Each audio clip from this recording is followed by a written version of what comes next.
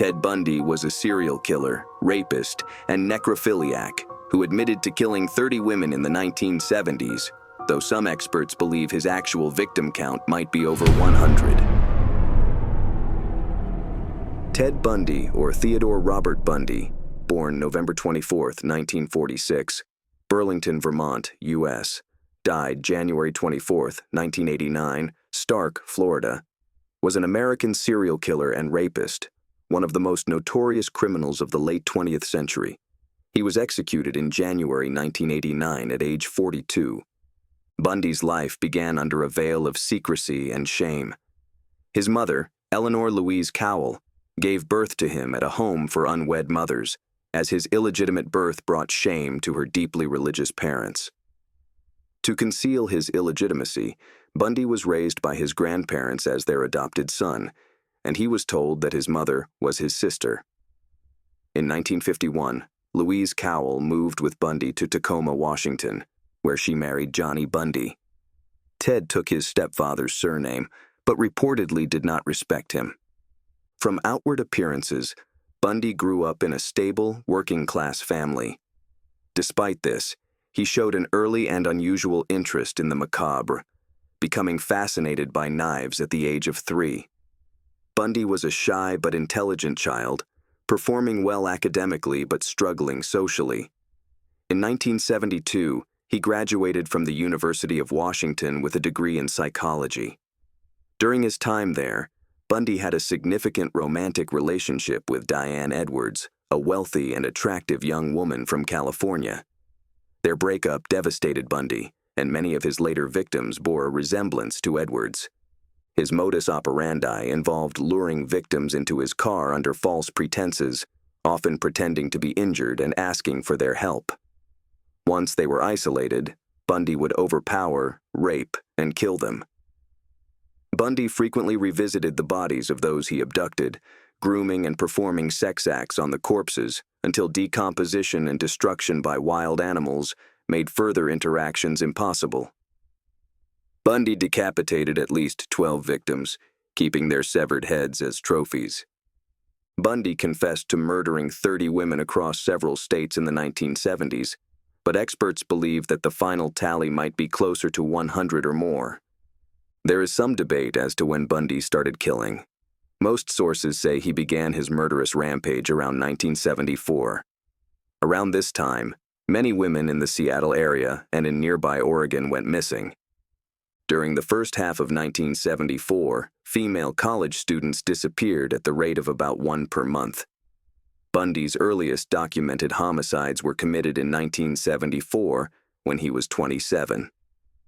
By his own admission, he had by then mastered the necessary skills, in the era before DNA profiling, to leave minimal incriminating forensic evidence at crime scenes. In 1975, Bundy was arrested for the kidnapping of Carol Duranch, one of the few women to escape his clutches. Convicted, he was sentenced to 1 to 15 years in prison. Bundy escaped from custody twice in 1977. His first escape occurred during a court visit, where he jumped from a library window and was captured 8 days later. In December, Bundy escaped from custody again.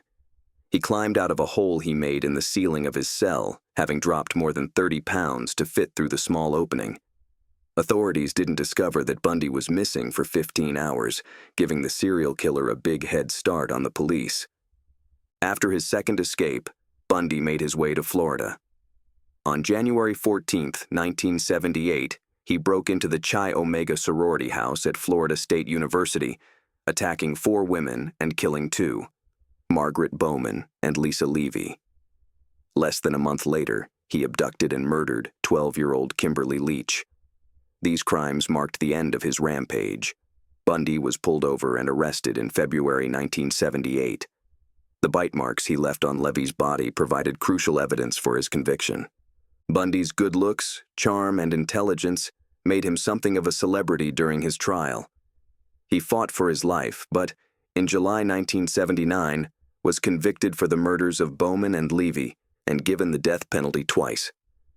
Bundy was executed in Florida's electric chair, known as Old Sparky, on January 24, 1989. Crowds outside the prison cheered and celebrated his death, some banging frying pans and chanting, "Burn, Bundy, burn." Bundy's body was cremated in Gainesville, Florida, and no public ceremony was held. Before he was executed, he requested his ashes be scattered in the Cascade Mountains of Washington state, where he murdered at least 4 of his victims. According to the Los Angeles Times, religious broadcaster James Dobson interviewed Bundy the night before his death. He claimed Bundy wept multiple times and expressed remorse for what he had done. On the eve of his execution, Bundy made 2 phone calls to his mother and had a final meal of steak, eggs, hash browns, and toast. On the evening before his execution, Bundy reviewed his victim tally with Hagmaier on a state-by-state basis for a total of 30 homicides. In Washington, 11. In Utah, 8. In Colorado, 3.